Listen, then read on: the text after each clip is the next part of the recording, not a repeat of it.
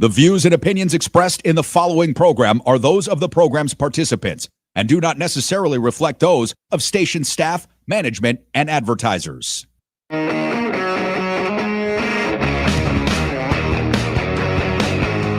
All right, what's going on, everybody? Happy Thursday, Pushing the Limits. Thank you so much for being here on what is another very busy news day. Pete Hegseth at war with the media again today. We'll certainly get into that a little bit. Donald Trump speaking in the White House today, again, embarrassing himself. And, of course, more testimony from Tulsi Gabbard contradicting some things that Donald Trump has said over the course of really the last 8 months. So we have a lot to get to, a lot to talk about. We have a lot of audio to play for you. Of course, we will open up the phone lines in hour number 2 again. But I wanted to introduce this guy. It's been a little while since he's done the show, and, man, I love his work. Of course, you know John Fogelsang as an actor, a comedian, a writer. The guy does everything. I love his political commentary. And when he's still Scott Jennings, there's nothing better than that. John, so great to see you, my friend. I appreciate you coming back on the program. How are you? Great. It's great to be back. Do I sound okay? You sound fantastic. Probably better than me, by the way. So I appreciate you coming on, John. All right. Thank you.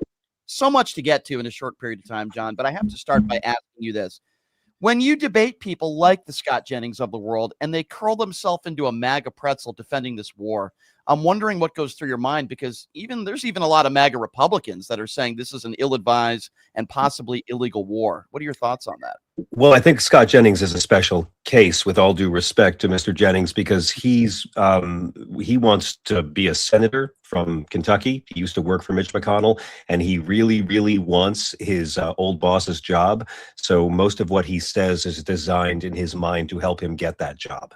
So once you understand what's motivating folks, and when we're dealing with our friends on the MAGA side, what's motivating them, it's not usually the things Jesus Christ talked about. Let's just keep it that way. Yeah, I've heard you make that argument before as well, and you're 100% correct. And I think, correct me if I'm wrong, I think you were on Piers Morgan's show, and you were making that case to a guy by the name of Andrew Wilson, who I've debated before, and I think he has a lot of bad faith arguments. What would you say to these people that are right-wing evangelical Christians that live by the Bible and support Donald Trump? I would say that they have a Bible that is very different from the one with the character of Jesus of Nazareth in it, because it is not possible theologically to follow the teachings of Jesus and support Donald Trump. It's very possible to worship Jesus loudly and talk a lot about how much you love Jesus. And it's very possible to focus on Jesus as your personal tool for salvation while ignoring everything. Yeah. And I do mean everything he ever taught and commanded about how we're supposed to treat each other. I debated Andrew because my book, Separation of Church and Hate, had just come out. And I was shocked at how the way he presents himself, the way he chooses to treat other people. He's someone who likes to promote how deeply Christian he is. And within a few minutes of me talking about how right-wing Christianity doesn't fight for the teachings of Jesus, they don't fight for God, they don't fight against Satan, and they really don't fight for religious freedom. They fight for conservative Christian control over society. They fight for things like criminalizing abortion or being cruel to gay and trans people that conservative Christians care about, whether Jesus talks about it or is on their side on this issue or not. And within minutes, he was just calling me viper and calling me names, and so personally and viciously trying to hurt me. It was very funny. And so then he asked me to come on his show, and I said, well, I'll go on your show, you come on my show. So he wanted me on his show for 3 hours. And I was like, you know what, I'll give you 2. And it was 2 hours of him nonstop attacking me personally, berating me, trying to discredit me. And I kept saying, give me a teaching of Jesus that Donald Trump has ever fought for. Mr. Super Christian, since you like to boast of your piety, tell me, what teachings of the Nazarene does the MAGA movement prioritize on a legislative basis? Viper, you're full of it, the whole time. And then I had him on my show, and it was, and I refused to insult him. I refused to play ball. I refused to attack him back. That's what he wanted. You know, these child men, that's how they operate. It's just hate is their battery in the morning, and it's going to give them early cancer. And at one point on Piers Morgan, I was like, dude, hit the other cheek. I can take it. And I don't think he even got who I was referencing, because I don't think he's read the damn book. So I heard that you had debated this cat, and here's what I'll say about it. At the very end of our third debate, after 2 hours on his right-wing show. And again, it was him berating me and me not fighting back, and lots of guys in the comment section telling me that I had been owned. Boy, these Confederates are obsessed with owning people, aren't they? But in the end of it, and this is what nobody knows, but I'll tell you, at the end of it on my show, he says to me and my producer, hey, if you guys want to do this again, I'll totally come back and have you back on mine. And I was like, thanks, Andrew. You have a good night. I said I would do yours if you did mine. You were nonstop personally abusive. I refuse to treat you the way you treat others. And at the end of it, you ask my producer and me if we'll platform you again. You have a good night. That's how it went. John, it's almost identical to what I dealt with him, only I want 4.5 hours of my life back. Yes, I've debated him on Piers Morgan as well. Yeah. But I did 4.5 hours with him, and I guess I'm going to be debating his wife, who has very similar yes, she does. Ideals that you know what I find with a lot of these people, John, that are right-wing evangelical Christians, not all of them, but a lot of them are misogynist. A lot of them. You notice that? Well, they don't follow Jesus, they follow Paul. Yeah. They don't follow Jesus. I debated a guy the other day named John Dyer, who doesn't think women should be in the workplace. They shouldn't be serving. And I'm thinking to myself, how can you think like this? How can you think that a woman can't have a career? That she how they can think that way. You know how weak men operate, how these child men are, how these terrified, micro-penised, insecure beta males who need to dominate because they're not man enough to love people, who need to be in control because they don't have the testosterone to actually uplift people. That's how you know you're dealing with it. Weak men need to dominate other people. Strong men are there to uplift other people. It's really simple. Jesus, again, you don't need to believe in Jesus as a literal divine magic guy to believe in this and understand that's the whole point of his ministry. Jesus treats women as equals. Jesus breaks the law of his religion to teach women, to let women touch him and to heal women and to speak to women he's not legally allowed to talk to. He's the greatest shatterer of hierarchies. And that's no good to these insecure micropenis child men. So they got to go around Jesus to Paul, because once Jesus is dead and Paul takes over, and Paul's version is the one that we use of Christianity, Paul's the one with all the hangups about women. Paul's the one with all the hangups about guys with guys. None of that comes from Jesus. So when you hear these Philistines talk about, a woman needs to be subordinate to a man, a woman must submit to her husband, they're not quoting Jesus. They're going around Jesus to quote Jesus's conservative PR guy, because they're not really Christian. I could not agree with you more, John. Speaking of insecure micropenis people, let's talk a little bit about Donald Trump for a moment. Okay. What do you make, John, of all the different excuses you've heard from the White House and Donald Trump and the mixed messaging about why we went to war in the first place, right? First, it's Marco Rubio saying Israel forced our hand. Then it's that wasn't first. That was like day 3 when Marco said that. We first heard it. Correct. We first heard it was about, civil, the people there need to be uplifted and rise up. He cares so much about liberal democracy in Iran. Isn't it moving? Yeah, and then we hear it's about regime change, but then when they're told, wait, you need boots on the ground to do that. Oh, we can't go that route. Weren't we told we obliterated their nuclear capabilities 8 months ago, and then Tulsi Gabbard, totally obliterated, and now we've re-obliterated them again because we didn't obliterate them enough. So now we've obliterated it 2 times, and now we need help from our allies because we've obliterated them so badly. Yeah, it's excuse after excuse after excuse. Almost like he can't go in public without lying, and anybody who voted for him after the first time is insanely gullible or just in love with racism, isn't it? But John, apparently he spoke to a former president that said, boy, I wish I did this when I was president. When Bill Clinton, he spoke to the 47th president in the mirror. He found one, because it wasn't Bush and it wasn't Biden and it wasn't Obama. Yeah. You know what I hope it was, Brian? Seriously, I hope to God, because it's not hard to get his cell number. I hope to God it was like a really good impersonator who called him and said it was Clinton. Don't tell anyone that we spoke about this, okay? You just don't say it was me. I mean, it wouldn't be that hard. Someone from Howard Stern could do this before lunchtime. You're right, John. Yeah, you're right. I know some pretty good impersonators, as do you. That actually wouldn't surprise me. So you look at where we're at now. You look at Tulsi Gabbard's testimony, looking like great. Oh, I love that. Looking like the fool that she is, getting grilled by everybody. You look at Mark Wayne Mullen's testimony yesterday. That might be the dumbest guy in D.C. We had a 2-for-1 special yesterday. Yeah, what do you make of their testimony? What do you make of that, John? Well, it was like a confirmation hearing and a live demonstration of why people don't trust confirmation hearings, right? Like, because when I think about protecting democracy, Brian, I always think about putting 2 election deniers in charge of democracy adjacent stuff. So yeah, you got Mark Wayne Mullen. And look, I'm not here to make fun of the guy's name. Look at my name. But I mean, I call him Mark Wayne Mullet because a mullet is for people who think they get to have 2 hairstyles on one head. And Mark Wayne is for guys who think they get to have 2 first names on one guy. So this guy's nominated to oversee our elections and our borders and federal law enforcement. And did you notice he still can't say who won the 2020 election? I said that yesterday. I said that yesterday. We know President Biden was sworn in. You little minx, you. Like, I'm not saying it's raining, just the people are getting wet. And they said, will you send agents to polling places? And he's like, only if there's a threat.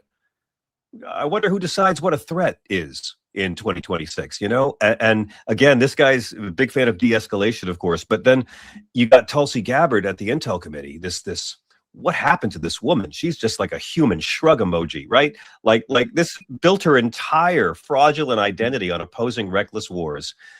And now she's like an actress who does voiceover work for them, right? Like, I mean, she's hiding her own resume and they got her on it. They said, did the Intel community assess that Iran's nuclear program was destroyed? And she said, yes. And they said, has Iran tried to rebuild it? And she said, no. So she did it. She's trying to play improv, but she actually told the truth accidentally. Yeah. And then they said, well, was Trump warned about the consequences? And she just said internal conversations, which means like, I know the answer, but my job depends on me not saying the answer. Exactly. So she's compromised herself so much. These people, it's no longer about left or right. I mean, when you put people in charge of elections who don't believe in elections and people in charge of intelligence who believe in lying, that's not a democracy, man. You know it. They're beta testing something really new for us. And John, now we have this guy, Joe Kent, who I guess for a moment had some moral clarity. I think he's a really bad guy who has white supremacy tendencies. And Joe Kent's a really bad dude, but all of a sudden he resigns and says what you just said and what Tulsi Gabbard said under oath, which is that they were not an imminent threat. And now they have Donald Trump's DOJ investigating Joe Kent. By the way, I don't feel sorry for Joe Kent at all. But did that surprise you a little bit that somebody in Trump's administration that high up resigned? No. And we should get ready for a lot more to be happening. But in the case of Joe Kent, you want to hear my crazy conspiracy theory? I said it on Sirius XM that night because you're right. He's not this champion of truth, but he is a Tucker Carlson flunky. And I said, I bet you anything that Tucker Carlson has promised this guy a cabinet position because Tucker is running for president in 2028, y'all. You know this, right? Like Tucker is positioning the entire thing to be, I'm the one who knew Iran was wrong. I'm the one who knew we were controlled by Israel because it's too late for Marco and it's too late for J.D. Vance. Tucker Carlson thinks he's clearing the field for the post-Iran debacle Republicans. So I was not surprised to see Joe Kent on Tucker's show the next day. The next day he showed up at Camp Tucker. So what this means is that the schism is getting greater. And there are people who are going to oppose this war, but will never go to Camp Tucker. But the very fact that Joe Kent told the truth about one of the things that Tucker tells the truth about, which is Israeli influence on our government. Yep. That's the clearest sign that this guy was for keeps, because I'm waiting for Democrats to start talking this way. You know what I'm saying? Like John Fetterman, here's a pile of AIPAC money. Now go cheer for dead children. So the more we can separate that, because I don't think Netanyahu keeps Israeli people safe. And I don't think Netanyahu is good for world peace. And I don't think Democrats take money from AIPAC. And let me tell you something. I'm Jewish. It is not anti-Semitic to not go after, but to criticize the Israeli government. I believe Benjamin Netanyahu is a war criminal. I believe the Israeli government is part of the reason why we went to war in Iraq, the alleged weapons of mass destruction. Yeah. And yes, I believe he plays Donald Trump like the puppet that Donald Trump is. So I could not agree with you more, by the way. And a couple of years ago, I was defending Netanyahu. I've said it a million times. I was wrong. I was wrong. I love the Israeli people. I'm pro-Israel. I am very anti-Israeli government and Benjamin Netanyahu. So it's really simple. It's got nothing to do with religion. We're against authoritarianism, and we're against extreme conservative fundamentalists running governments, because in the history of the species, we've never had an extreme conservative religious government run a society, and they wind up being the good guys in the history books. Just because opposing Netanyahu doesn't mean you hate Jewish people. Opposing Hamas doesn't mean you hate all Muslim people. And opposing the Trump regime doesn't mean you hate all racist people. You know what I'm saying? Like, you got to separate. Yeah, I agree. So, John, while all this is going on, you see where the gas prices are at. And when Joe Biden was president, they didn't use cause and effect. They didn't want to talk about the Ukraine war. We're coming out of a global pandemic. But now all of a sudden, oh, don't worry, everything's going to be just fine. Joe Biden didn't choose to be in a global pandemic. He didn't give that to us. He also didn't choose Vladimir Putin to invade Ukraine, as you know. Donald Trump made the choice to do this, and there was no contingency plan for our economy. None. And then you have Vladimir Putin, who I think you would agree is in a much better position now than he was a month ago, and Netanyahu. Yeah. And, everything's just fine. Don't worry. I mean, that's really their messaging now, right? Correct. Yes. And Vladimir Putin is making $150 million more per day because of this war. So suddenly connect the dots. It's in his interest as well. Putin is supplying Iran with the drones that have been used to attack American interests. So once again, we have it. Putin is attacking us, and Donald Trump is not allowed to criticize him. And I'm old enough to remember when Republicans would care about that more than they cared about blind, unmanly obedience to a cult leader. Joe Biden shows up in office with the pandemic still raging, 10 million jobs lost, the supply chains were a mess, worst economic contraction since the Great Depression, and he spends money on working people, the opposite of what MAGA and the Republican Party does, where it's always a transfer of wealth to the upper 1%, and it always crashes the economy, and the Democrats always have to come in and clean up the mess. The only time Democrats have been made president in my lifetime has been when they come in to clean up the mess of Republicans. Democrats never get elected when things are going well. And Joe Biden got to what, 5.9 GDP, fastest in decades, outpaced most G7 economies. We had better inflation numbers than every capitalist power on earth. Our media never reported that. What, 3 million jobs added the first year, 2 million jobs added the second year. And gas prices went down after the Ukraine war spiked, and they were still going down. So when Donald Trump takes credit for low gas prices, it's just like how he took credit for the black unemployment rate his first term.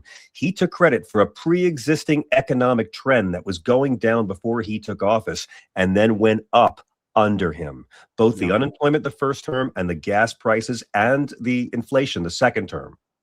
Yeah. John, final question for you, and then we'll let you go. And we appreciate your time. Always a pleasure. Thank you for being flexible with my crazy schedule and not understanding time zones as well. You're such a pro, Brian. Oh, no problem, John. I know how busy you are, and I really appreciate you coming on. So I just want to touch on this a little bit more, because I'm going to be honest with you. I haven't heard this about Tucker's aspirations of running for president. It's strictly conjecture on my part, and I'm a clown who does a radio show on Sirius at night, and a comedian. I haven't heard that. I'm like, is that really happening? Right now, if the election was tomorrow, right, I think we both could agree. Most likely it's Gavin Newsom either against J.D. Vance or Marco Rubio. Not so sure, man. I actually think that my real theory is that Donald Trump and Pete Hegseth hate J.D. Vance so much they're trying to make Mark Kelly the next president, because I've never seen two Republicans try harder to make a Democrat president in my damn life. Don't count out J.B. Pritzker. Don't count out Andy Bashir, who I'm doing a show with on Sirius XM, that he's running a smart one, and Wes Moore is going to run, and the GOP is going to have more celebrities. Don't be Tucker's the exact kind of narcissist who knows how to get elected, not unlike Trump.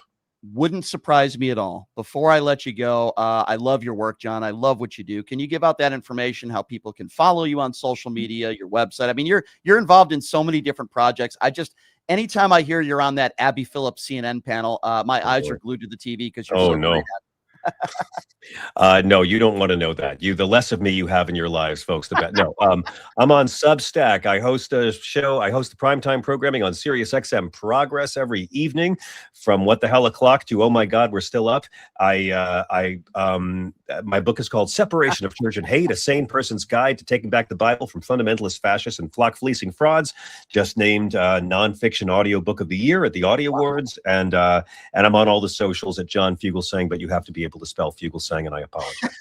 John, you're brilliant, man. I love your work, and I appreciate your time so much. Hopefully we can catch up again soon. And so good to see you. Yeah, listen, anytime you'll have me, I'm happy to come back. Thank you. Thanks, John. I appreciate it. And I'll tell Andrew you said hello, by the way. All right. You know what? I have people to talk to Andrew for me. You don't have to do that. Okay, good. John, all good. Yeah, give him my love. Really, give him my love. Try to give him a hug. Watch out for he doesn't burn you with the cigarette. But go for it. I'll let him know. Yeah. I might have to clip that one, John. I think he's the only host who actually has a lair instead of a studio. It looks like he's in a lair. I mean, good God. Ask him which Jesus quote Trump's fights for the hardest, and watch him call you names. It's beautiful. Yeah, he will. I have to debate his wife at a college campus in North Carolina. And I don't have to. I agreed to do it because they're paying me. But yeah. Good for you. Well, I would do it. Go figure. Go enjoy. Should be interesting. All right, John, we'll let you go, my friend. Thanks love for having me, man. Peace. All right. Bye-bye. Take care. John Fugelsang, everybody. He is one of the best. Oh, my God. First of all, he's brilliant. He's funny. He's great at what he does. Obviously he does a little bit of everything. He's a comedian, he's an actor, he's a writer. And I really mean that. When he is on those Abby Phillips CNN panels, he just absolutely shreds MAGA. I'm just waiting to get on a Pierce Morgan panel with this guy because, oh my gosh. Oh, he's so great. So we appreciate John taking the time. So I think you could make the argument that over the course of the last 24 hours, this might have been the worst day, perhaps, of the Donald Trump presidency. Now, why do I say that? We have these massive refineries that have been hit in multiple countries, right? It's an absolute disaster. It's terrible. And when you look at the actual impact of this on the U.S. and, of course, the global economy, this is affecting virtually every everyday American, including all those people that voted for Donald Trump. Make no mistake about it. This war in every aspect is an absolute disaster. So what did Donald Trump do earlier today? He held another press conference at the White House trying to play damage control. And a reporter asked Donald Trump, why didn't you tell our friends that you were going to be attacking Iran? Why didn't you make some phone calls? Why didn't you prepare the world and these governments for what you were about to do? And listen to his stupid answer. Of course, no, Japan and US are very good friends. But one question, why didn't you tell US allies in Europe and Asia, like Japan, about the war before attacking Iran? So we are very confused about we Japanese citizens. Well, one thing, you don't want to signal too much. When we go in, we went in very hard, and we didn't tell anybody about it because we wanted surprise. Who knows better about surprise than Japan? Okay, why didn't you tell me about Pearl Harbor? Okay, right? He's asking me, do you believe in surprise? I think much more so than us. And we had to surprise him, and we did. And because of that surprise, we knocked out, the first 2 days, we probably knocked out 50% of what and much more than we anticipated doing. So if I go and tell everybody about it, there's no longer a surprise, right? Okay, one. Why didn't you tell me about Pearl Harbor? And all of a sudden, everybody stops laughing. And there is complete silence. You buffoon, you orange orangutan, 34-count felon, liable, sexual abusing imbecile. And I feel bad for this poor woman that's sitting next to him, because then he starts rambling on about how Japan should step up and all these other countries should step up. And this was literally cringeworthy. Have a listen to this. This looks like one of your people right here. Thank you. Is he good or bad? Good. Is he a good reporter or bad? So. Not a, all right, it looks like a nice guy. Go ahead. Mr. President, you just mentioned Japan is stepping up. What kind of the support do you expect from Japan in the future? Look, I expect Japan to step up because, we have that kind of relationship, and we step up for Japan. We have 45,000 soldiers in Japan. We spend a lot of money on Japan. And we've had that kind of a relationship. So I expect, I'm not surprised that they would step up. We don't need much. We don't need anything. I mean, honestly, we don't need anything from Japan or from anyone else, but I think it's appropriate that people step up. In the case of Japan, I hear they get more than 90% of their oil through the strait. So that's a big reason to step up. I mean, we've demolished, that country is close to demolished. The only thing is the strait. It's very hard. You could take two people and they could drop little bombs in the water and they're holding things up. We don't want that to happen. But honestly, Japan, China, Europe, parts of Europe get a lot of their oil through the strait. We get none, practically. We're less than 1%. We don't have to be any percent. We don't even, I think we do it just to be nice. But we think of it, we don't use the strait. We're defending the strait for everybody else. And then in the case of NATO, they don't want to help us defend the strait, and they're the ones that need it. But now they're getting much nicer because they're seeing my attitude. They're getting much nicer. But it's, as far as I'm concerned, it's too late. We've had hundreds of years of work put in to develop good relationships with these other countries.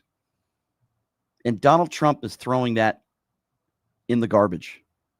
Quote, "We don't need anything from Japan or from anyone else."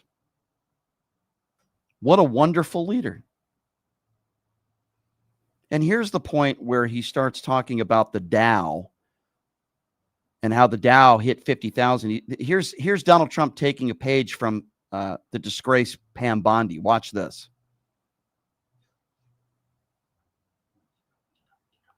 And before we get to that clip, I want to remind all of you, this is on a world stage,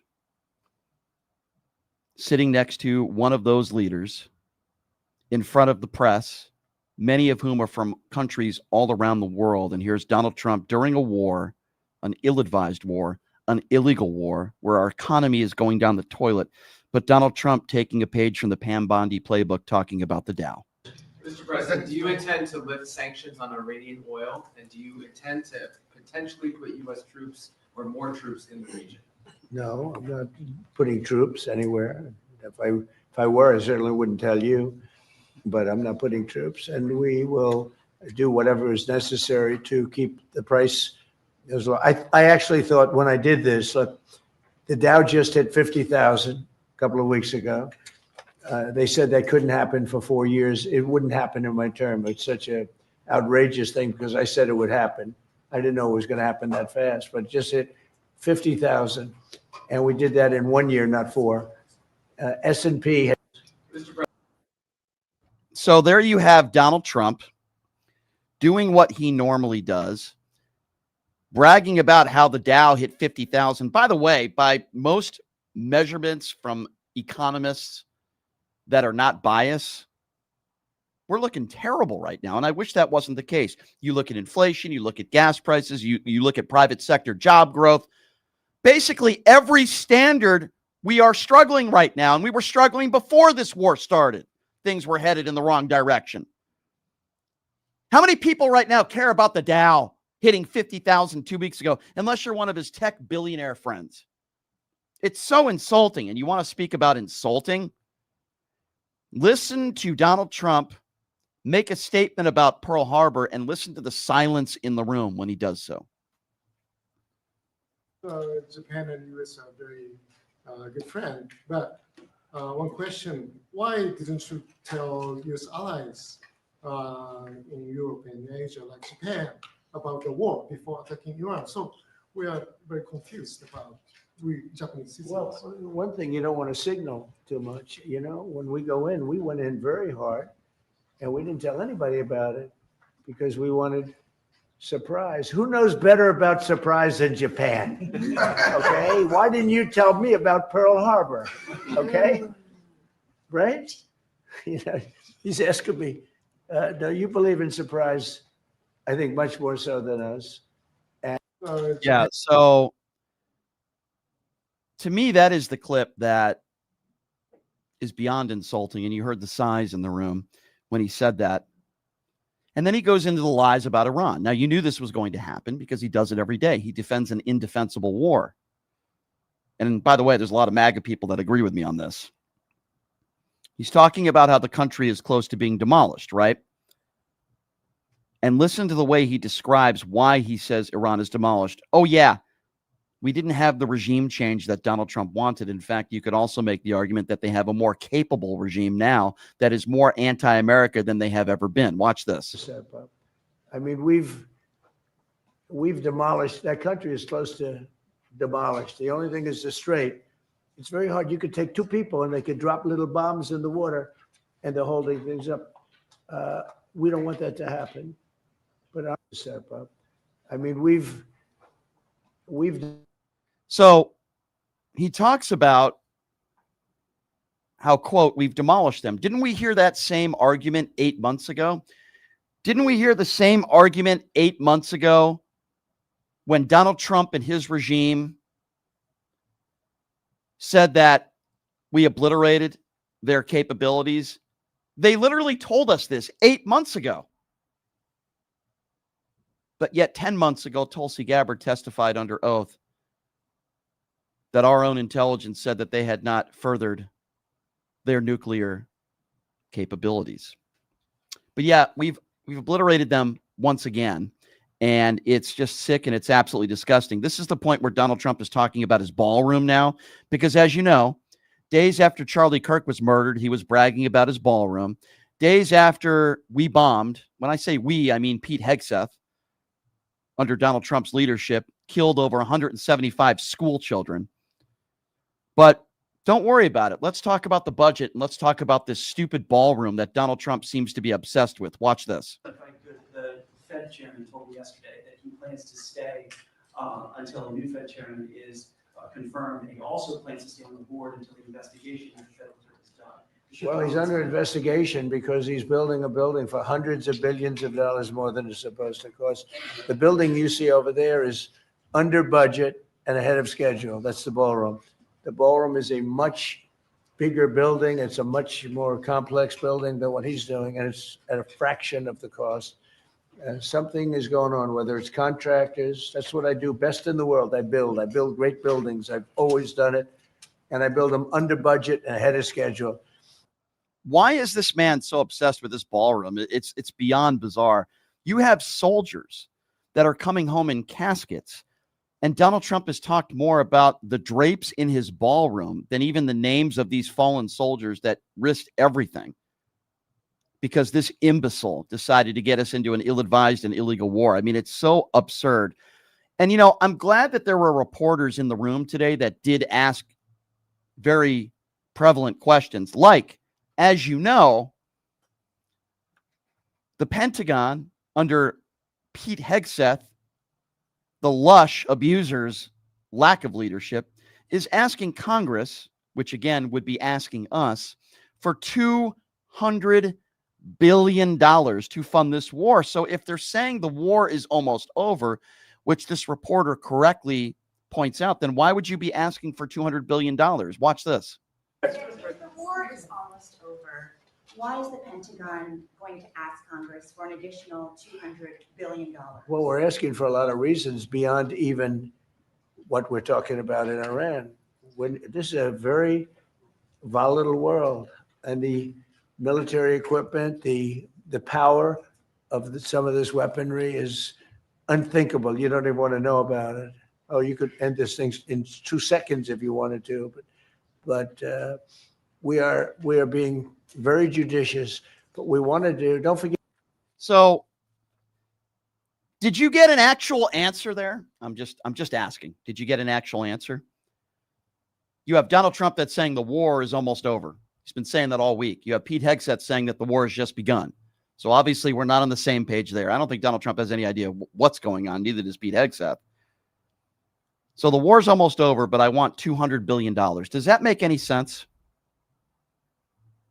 That would be like saying, well, Vladimir Putin is raising the white flag, which he's not, and they're going to withdraw their troops from Ukraine. And they start withdrawing their troops, and then Vladimir Zelensky says, hey, we need $200 billion in more artillery. You would say, well, wait a second, the war is ending. Now, there's no evidence that this war is ending. Donald Trump is clearly lying, and he has no idea what he's talking about. But it's just pointing out a basic lie. If you thought that the war would be ending, then Pete Hegseth wouldn't be asking Congress for $200 billion. Because they know that this war is going to be dragged out for months and months and months. I wish that wasn't the case, but any logical person would tell you the war isn't ending anytime soon. Donald Trump once again embarrassing himself on the world stage. Donald Trump once again lying, talking about his ballroom more than fallen soldiers, lying about the economy, bragging about the Dow, when there's nothing to brag about. This war has been a disaster since day one, and it will continue to get worse by the day so long as you have these idiots that are in charge. Speaking of idiots that are in charge, let's talk a little bit about Pete Hegseth, the former weekend anchor at Fox News who impregnated a woman at Fox News while he was still married to his second wife. His own mother accused him of abusing women. I tend to believe her.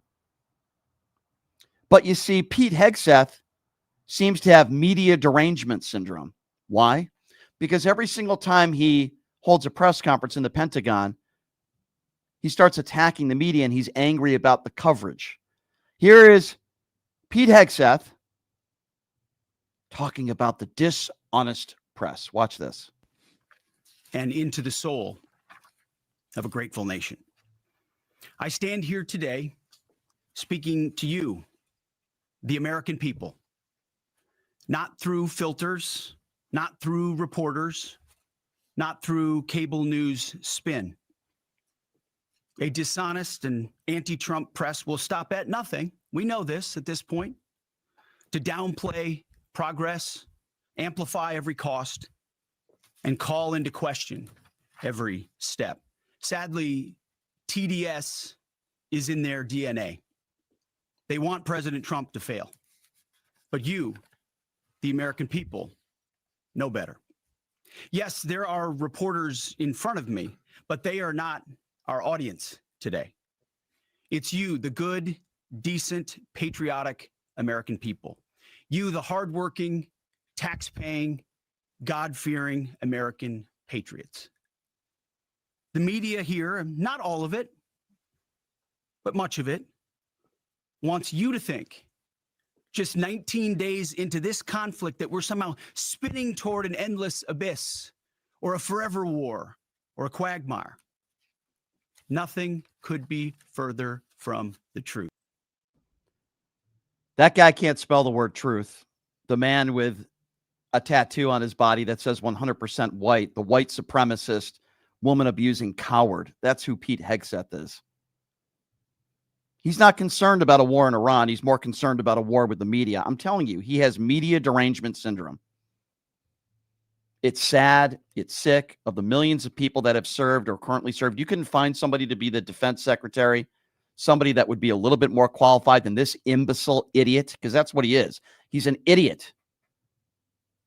He's like the poor man's version of Greg Gutfeld, only worse even. And here's Pete Hegseth earlier today talking about his son and about war. And he's talking about soldiers that have lost their lives. Just have a listen to this. It's so pathetic. My 13-year-old son popped into my office last night while I was editing these remarks. He asked about the war and the families I met at Dover. And I looked at him and I said, they died for you, son, so that your generation doesn't have to deal with a nuclear Iran. It's the truth. And they did. So to the families who said, finish this, we will. And I say the same to every American who wants peace through strength. May Almighty God continue to bless our troops in this fight. And again, to the American people, please pray for them every day, on bended knee, with your family, in your schools, in your churches, in the name of Jesus Christ.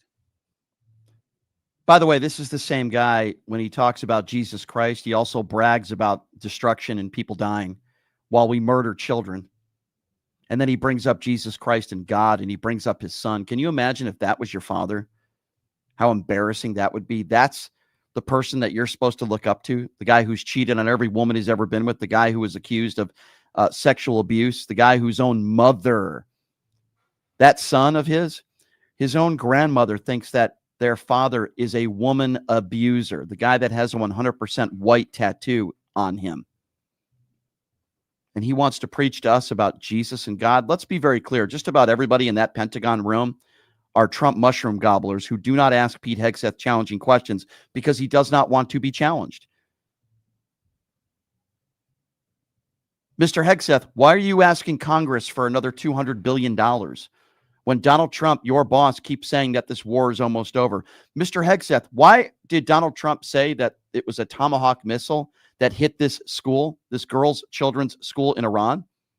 Why have you not apologized? Mr. Hegseth, I thought this was about regime change. If it is, why are there not boots on the ground? Has there been regime change that you guys like? Of course there isn't. Why is that, Mr. Hegseth? Where's your imminent threat? You guys keep saying that Iran posed an imminent threat. Why did Joe Kent say that wasn't the case? Why did Tulsi Gabbard say under oath that wasn't the case? Why are people in your own administration admitting that Iran was not an imminent threat? Why did you guys say you obliterated their capabilities 8 months ago and now you obliterated their capabilities again? I would have a lot of questions for Pete Hegseth. Now, I also have a lot of personal questions for him. But if we're just talking about the war in Iran, I have a lot of questions that I would like to ask Pete Hegseth about this war. Why didn't you tell any of our allies that we were doing this? Why didn't you have a contingency plan for getting Americans out of Iran? Why didn't you tell any of these other countries and our friends what was going on? Why won't you share any alleged intel that you had that Iran was allegedly planning an attack on America? Because you don't have it. That's why. Because you guys are a bunch of liars and war criminals. That's why. The innocent loss of life, the thousands of innocent people that are dying in Iran, the innocent people that have died in Israel, are American soldiers coming back in caskets so scumbags like you could get up there and put on your makeup in the morning and attack the media. Screw you, Pete Hegseth. You are an embarrassment to this country, and you are everything that an American should not be. You are an embarrassment. You are a coward. You are incompetent, and you are a liar, and you speak to an audience of one. And history will always see you that way, as a coward, just like anybody else in Donald Trump's administration that is defending this war, including some Democrats like the Fettermans of the world and others. History will always see you guys as cowards and evil people. And that's who you are, Pete Hegseth. You are evil. Now, obviously, there are a lot of idiots on social media and supposed media people on the right that are embarrassing themselves on a daily basis. Do you guys remember Michelle Tafoya? She used to be a sideline reporter for NFL games and college football games. Complete right-wing hack and a complete idiot. I see her as I see like a Sage Steele and others. You know, they retire, or either they get fired or their contract doesn't get renewed to cover sports. So now they all turn into Kevin Sorbos, right? And they just turn into these right-wing mushroom gobblers. So Michelle Tafoya was asked on a radio program, NRSC endorsed Michelle Tafoya, by the way, talking about gas prices. Now, you remember people like Michelle Tafoya and others that were complaining about gas prices under Joe Biden for his entire presidency. There was no cause and effect, right? It's not like a war started in Ukraine or we were coming out of a global pandemic. That was all Joe Biden's fault. But now all of a sudden gas prices have skyrocketed. The last prices I saw, they're around $3.70 on average a gallon. I was paying almost $5 a gallon in Vegas just the other day. And here's Michelle Tafoya saying that we should just deal with it and be patriots. I'm not making this up. Watch this. What are some of the big issues on the minds of voters there in Minnesota? Well, yeah, look, we've all been told that the word affordability is key, and it is. And right now, I would say, look, we had gas prices at a 5-year low, and we were really enjoying watching that. And now here we are in a conflict in the Middle East, which is bringing gas prices up again. I know it's frustrating, and I know it's hard for people. What I would say to them is we've lost some service members over there who have put their lives on the line to protect us, to protect the region, protect America's friends in the region. We can all, it used to be during the past wars, especially World War II, Americans got behind our servicemen and women, and we did little things to show our support for them. We collected metal, we recycled stuff, aluminum, so that we could, help in the war effort. I think right now, at least just kind of keeping a stiff upper lip. Maybe you take one less trip to Starbucks, and so that gas goes a little further until this thing is over and these gas prices come back down again. Let's just try to be patriots about this. Whether you agree with it or not, we're there, and we've got to support our men and women in uniform. That's a big one. You dummy. You disgrace and pathetic excuse for a human being. You attacked Joe Biden every single day for gas prices. There was no cause and effect, but now all of a sudden, no blame on Donald Trump. By the way, Joe Biden didn't ask Vladimir Putin to invade Ukraine. Joe Biden didn't ask for a global pandemic, which started under Donald Trump's administration. He didn't ask for any of those things. It wasn't his fault. This was, make no mistake about it, this was a choice that Donald Trump made. This is not something he had to do. It's not something that he should have done. There was no imminent threat to the United States, just like there was never an imminent threat in the Iraq war under George W. Bush when we were told weapons of mass destruction, and that was a lie. The Trump administration can't even get their lies right. But Michelle Tafoya goes on a radio show and says, just be a patriot. You pathetic excuse for a human being, Michelle Tafoya. You bimbo, you. That's what you are. And she goes on shows and says, just deal with it. This is part of the pain. Hey, our soldiers are dying there because they're trying to protect us. Gas prices, you know what? Just be a patriot. I'm wondering if somebody on the left decided to say that when gas prices were high under the Biden administration, which, by the way, was not his fault. I'm wondering if, like, Pete Buttigieg said, you know what, guys, just be a patriot. MAGA Republicans would be seething at that comment, and they'd be leading with it on every network on the right. But Michelle Tafoya could say, guys, just deal with it and just be a patriot. I guess that's their excuse now. I guess you can't blame Joe Biden anymore. You can't blame George Soros or Pete Buttigieg or Barack Obama. You can't blame them for starting this illegal war. So now the answer that some of these MAGA Republicans are saying is simply, guys, just be a patriot, just like those people who beat cops on January 6th who Donald Trump pardoned. Remember, he called those people patriots and hostages? Just be like them. Just be a patriot. Go to that gas tank, fill up your car, spend $80 to $100. But you know what? Just remember, our soldiers are dying overseas, so just be a patriot. If I'm a Democrat, which I'm not, but if I was, and if I was running for office, I would play that over and over and over again. Gas prices high? It'll get better. Just be a patriot. Michelle Tafoya is an imbecile, and a pathetic excuse for a human being. And Michelle Tafoya will be the Trump mushroom gobbler of the day, PTL family. Now, I told you guys the other day, you heard the story about Joe Kent coming forward, resigning, and the main reason he put in this resignation letter after meeting with the Vice President, J.D. Vance, and I'll never defend J.D. Vance, but in this situation, you know that J.D. Vance is not for this war either. You know it. He goes into J.D. Vance's office. They have a conversation. He comes out of there, resignation letter saying the reason why basically I'm resigning is because Iran was not an imminent threat. This is somebody who Donald Trump has praised. And listen, I am not defending Joe Kent in any way, shape, or form. He has surrounded himself with right-wing, white supremacist conspiracy theories. He's a tinfoil hat buffoon. But speaking of buffoons, he went on Tucker Carlson's show, and Tucker Carlson asked him this very important question, and I want you guys to have a listen to this because I think it's really important. So we knew each other, and the last time I saw Charlie Kirk on this earth was in June in the West Wing in the stairway, and I said hi to him, and he looked me in the eye, and he said very loudly, and it's a small. You've been in the West Wing. It's small. It's a tight space, And he said, Joe, stop us from getting into a war with Iran, very loudly. He was. So that's him obviously speaking about Charlie Kirk, right? And that's a statement that he made, I guess, in a private conversation he and Charlie Kirk had.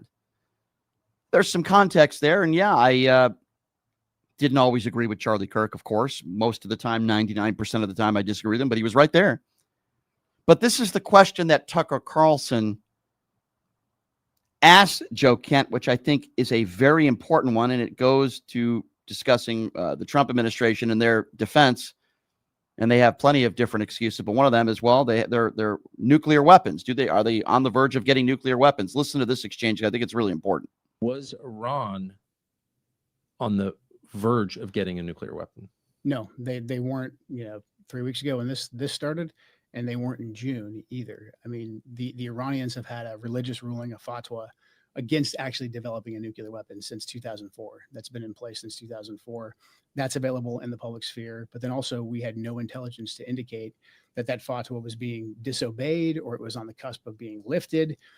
The Iranian strategy, it's actually pretty pragmatic. The Iranians are obviously aware of what's taking place in their region, and their strategy was to not completely abandon their nuclear program, because they saw what happened to Muammar Gaddafi in Libya when he said, hey, I've got no more nukes. I'll do what you say. I'll give up my nukes. And we gave him the Nobel Peace Prize? Yeah, we regime changed him, and he was, executed by his own people in the most horrific way. Sodomized by a bayonet. Right. Okay. Yeah. So that's the lesson I think that the entire region took from that when Hillary Clinton. Unfortunately, that's what the neocon, neoliberal warmongers, that's the lesson that they showed everyone in the region. And then conversely, the Iranians also knew that if they came out and said, okay, we've got a nuke, whether they were bluffing or not, Saddam Hussein, Iraq right next door. So they kind of had hung, I think. He was hung by his own people, after a bloody, war that's still essentially going on inside of Iraq. So the Iranians' position, when viewed from the lens of the region, was actually fairly pragmatic. They were preventing, themselves from developing a bomb, but they still wanted the ability. They wanted the ability to enrich. They wanted the ability to have some components so that they weren't completely stripped of it. And when we always assessed that they were either several months or a year, 2 years away from actually being able to develop a nuclear weapon. And that's not because the Iranians are stupid people. I think we can tell right now that the Iranians are anything but stupid. They had the ability, I think, that the brain power to actually develop one, or they could have simply traded a ton of oil with Pakistan or with someone else to actually get a nuclear weapon. They were not doing that. We had no intelligence to indicate that they were. What Joe Kent just said there was echoed by Tulsi Gabbard under oath 10 months ago. Now listen, these are not good people. Joe Kent's a bad guy, but it doesn't mean he's always lying. I believe in this instance, he's telling the truth because he has no reason to lie. When people lie, usually there's a motive, right? Why does Donald Trump lie every day? Why does he lie about his taxes? Why does he lie about the Epstein files? Why does he lie about why we went to Iran? Because he has something to hide, because he's not telling the truth. He's not telling the truth. That's clear. So listen, in my personal opinion, when you have Tucker Carlson and Joe Kent sitting next to one another, you might as well see them at a Klan rally. These are two very bad people. I'm not defending them. I'm not trying to give them any credibility. But why would Joe Kent be lying about this? Why would Tulsi Gabbard be lying about this? They're not lying. Tulsi Gabbard talked about this under oath. Joe Kent, I can't think of any other reason why he resigned other than the fact that he believes we shouldn't have gone to war in Iran and that the president was lying about it. And now all of a sudden, Joe Kent is being investigated by the FBI. Another perfect example of the Trump administration weaponizing their own DOJ. I don't feel bad for Joe Kent. He should have never worked for Donald Trump in the first place. But Joe Kent and Tucker Carlson are, very identical in a lot of different ways. They are both very bad people. They are both racist, misogynist pigs, anti-Semitic. So I would imagine Joe Kent feels very comfortable doing that podcast because the two are very alike in a lot of ways. But in this instance, I do believe that Joe Kent is telling the truth. Now, if you had the opportunity or didn't to see the end of Tulsi Gabbard's testimony under oath, she was forced to say things that goes against the Trump administration and why we went to war with Iran. And this is something that is so prevalent and so important because she admits under oath that we as a country and our intelligence are less certain of who is in charge of Iran and their leadership than we ever were, which is really bad. Watch this. Director Gabbard, it is your job and the job of your agency and department to assess the views of Iranian leadership, their policy beliefs and policy positions, correct? Yes. That includes now deceased Ali Khamenei of Iran, correct? Yes. And the now leader, his son Mujtaba Khamenei, correct? Yes. The son is considered more of a hardliner than his father. Isn't that correct? Yes. So hardline that even some of Iran's leaders thought he was too aggressive. Isn't that correct? That is the intelligence community assessment. Yes. Mujtaba, the son, is particularly close to the brutal Islamic Revolutionary Guard Corps and their most hardline commanders, correct? That is the intelligence community assessment. He was involved in ordering violent crackdowns on Iranian protesters, including their murder, correct? Yes. And we don't know if the son will continue his father's religious ban on developing nuclear weapons. Is that correct? It is unknown at this time. You testified before this committee last year that the elder, now deceased Khamenei, had in 2003 banned the nuclear weapons program or suspended it, correct? There was a fatwa in place that stated that. And that fatwa remained in place last year when you testified before this committee, correct? Yes. And that fatwa remained in place recently, correct? As far as I know, it has not been lifted. Yeah, you're aware of no information that would lift that fatwa. I'm not aware of any intelligence reporting that states that. To be clear on the Mojtaba, the son who has been named to replace him, it is unclear of his status or his involvement. He was injured very severely through one of the Israeli strikes. And so the decision-making is unclear about what's happening in the Iranian leadership. So it's unclear. So we're less certain of the positions of Iranian leadership and their intentions than we were 60 days ago, correct? That's an accurate assessment. Is that the most ridiculous? And by the way, she's telling the truth there, I believe. So we have no real true knowledge of who is in control in Iran right now. And yet, Donald Trump, Pete Hegseth, and others claim that somehow that they are going to be a part of this process when they don't even know what's going on. We know that the people like his son, the Ayatollah's son, and younger, I would venture to guess more capable people are in charge right now. They probably hate America now more than ever. But somehow Donald Trump thinks that he is going to be a part of who's taking over when they don't even know. And Tulsi Gabbard just said that under oath. Well, isn't that great? And here's the part of the testimony to me where Tulsi Gabbard is forced to tell the truth. She said this 10 months ago. She says it today because Donald Trump said that she was wrong 10 months ago under oath when she said that we didn't believe that they were furthering their nuclear capabilities. So she's basically saying what she said 10 months ago, and Gomez holds her feet to the fire here. Watch this. When President Trump was asked about your testimony, he said you were wrong. Were you lying or not?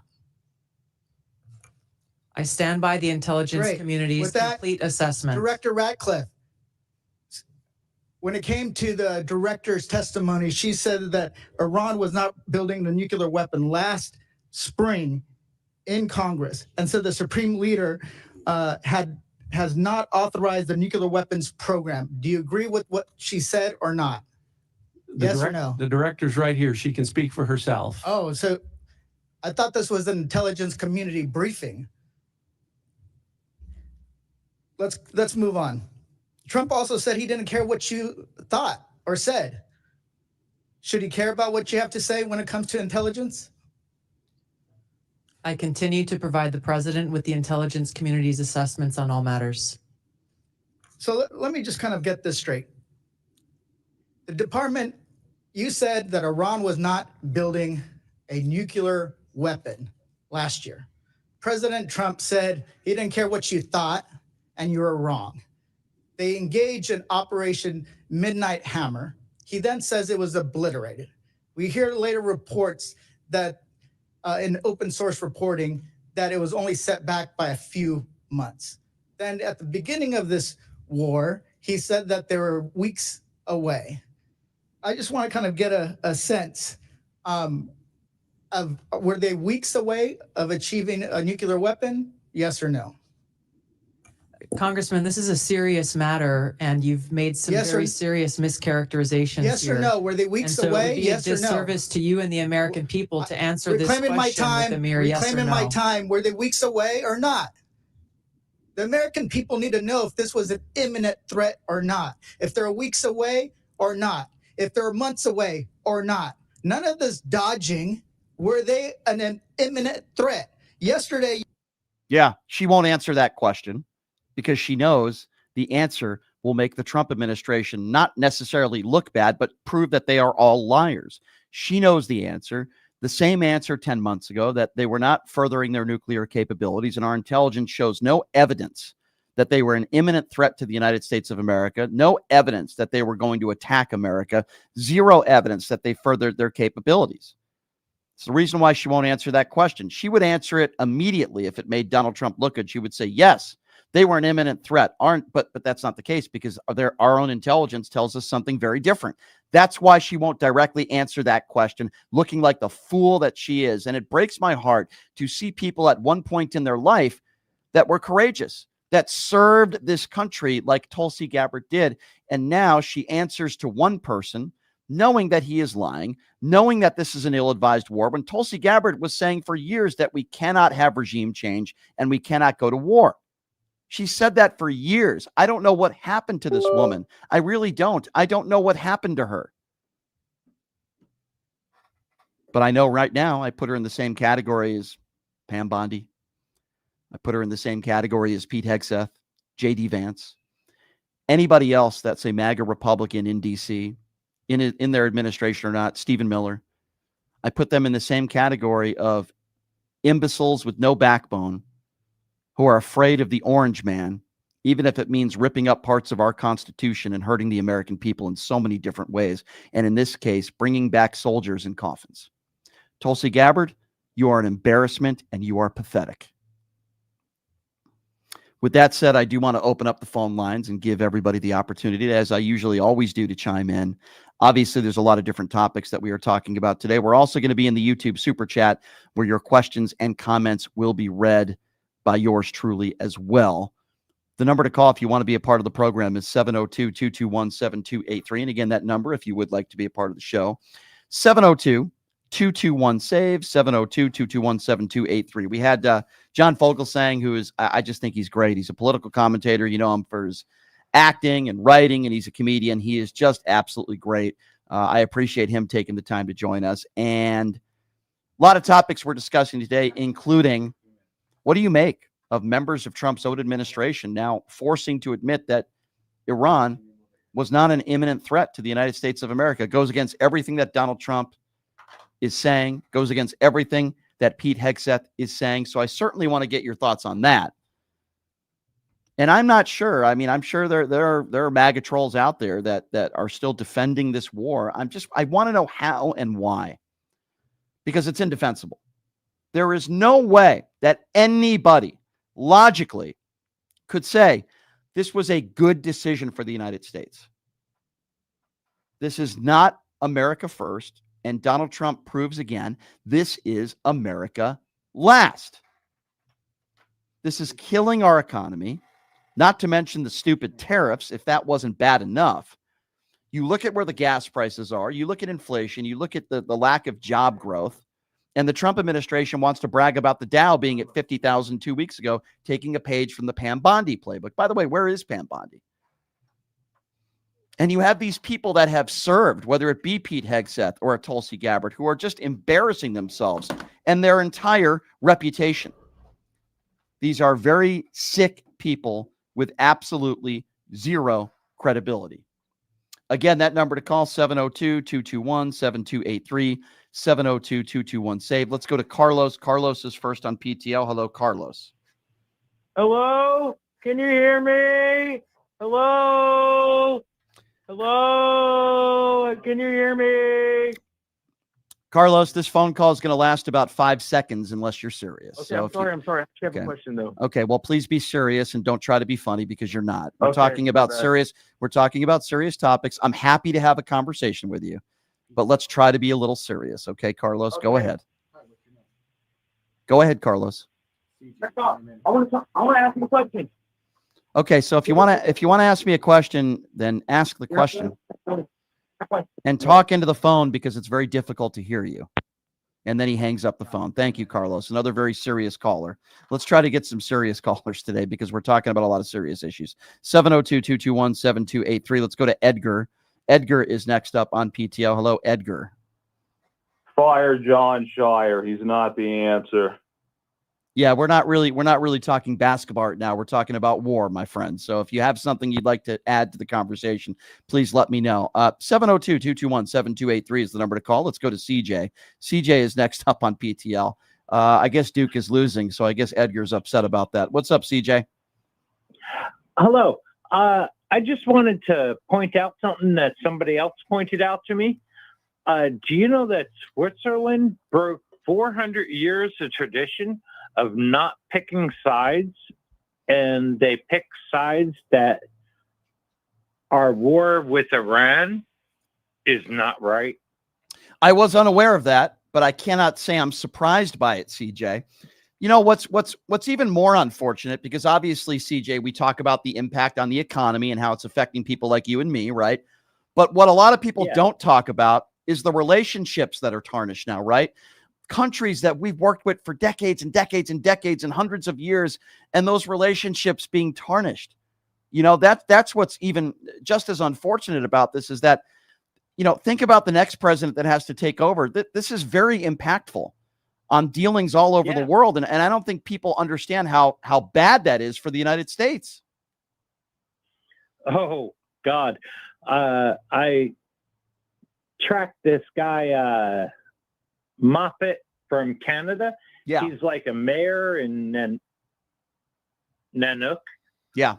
I think. Yeah. And he's like, wait a minute, we're not going to be the same when you change who's in charge. Right. Right. You know, they notice that, you know, hey, we're acting like idiots.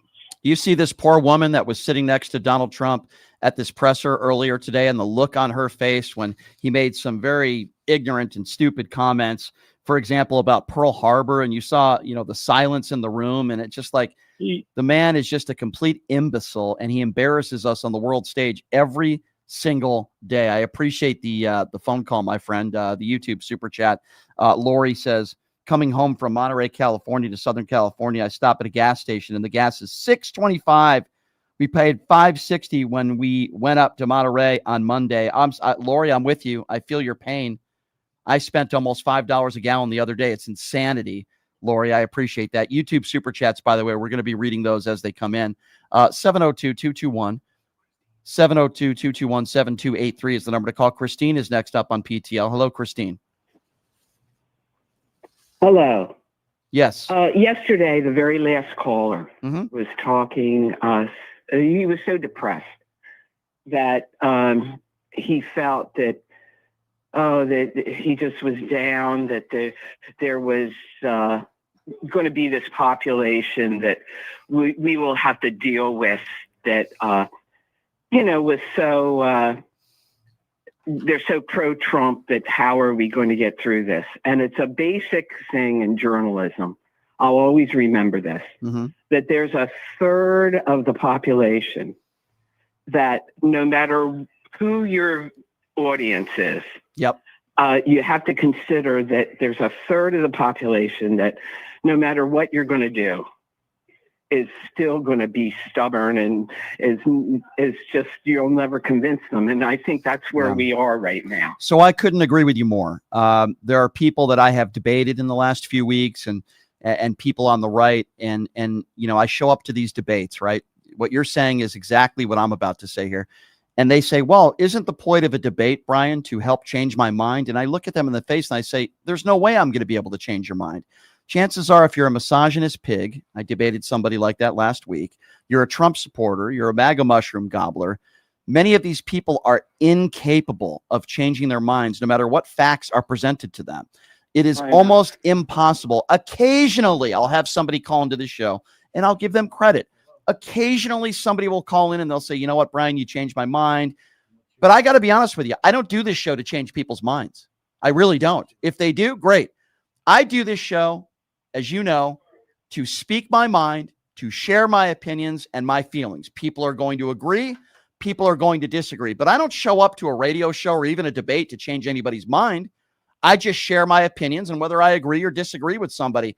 And people, I agree with what you said, because like, I feel like so many, if you're still supporting Donald Trump at this point, you're very ill-informed, in my opinion. I had a conversation the other day with a radio guy here in town. He's actually somebody that I like a lot. I don't think he's a bad person at all. And he's very frustrated with this war. He thinks it's going to ruin the presidency. Now, I would argue it was ruined way before that. And I said, now do you regret your vote? Don't you wish you voted for Kamala? He said, no. I said, why? Things would have been worse under her. I said, why? How could they have been worse? Can't come up with reasoning. And I said, if you can't come up with any reasoning, then why would you make a statement like that? And I'll tell you why. And it pains me to say this about people that I know. Because she was a woman. Because she was a woman of color. Because they're so stuck in their right-wing echo chamber, they can't just say, listen, I'll vote for her even though I don't. Maybe they don't agree with her take on abortion. Fine.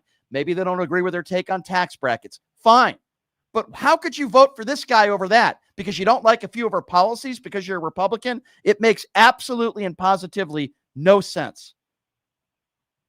Well, that's why that Trish last week in the midweek, she read, we thought she was a psychologist, that it said she read exactly this psychological problem that they have. Yeah. You know? Yeah. That they can't recognize facts and they refuse to admit that they were wrong and all these things that are initially This from is why the And Alex then the Jones other thing, my dear, I'm going to let you finish. I just wanted to say to your point, this is why people like Alex Jones and Laura Loomer and these right-wing conspiracy theorists out there are so dangerous, and the Sean Hannitys of the world, because these people are not very bright and they are brainwashed. And when they listen to these people over and over again talking about the deep state, when many people that talk about the deep state can't even define what it is, they believe it because they're brainwashed, you know, and that's why we call it a cult. The base of Donald Trump supporters are in a cult. Go ahead, dear. Sorry to interrupt.